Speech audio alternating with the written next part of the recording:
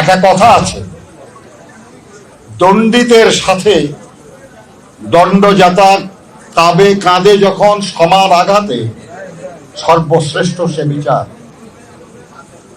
কেউ যদি সত্যি অন্যায় করে আর তাকে শাস্তি দেওয়া হয় এবং শাস্তি তিনি দেন, তিনিও কষ্ট পান যে আমাকে দিতেই হলো এই শাস্তিটা, আমি দিতে চাইনি,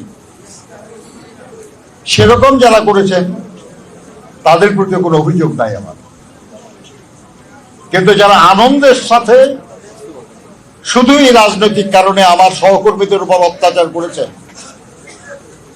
তাদেরকে ক্ষমা করা মুশকিল।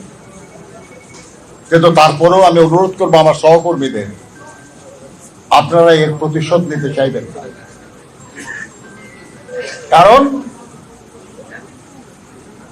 তাহলে আপনারা তাদের মতোই খারাপ লোক হবেন। আমি অনুরোধ করবো আপনারা ভালো থাকুন।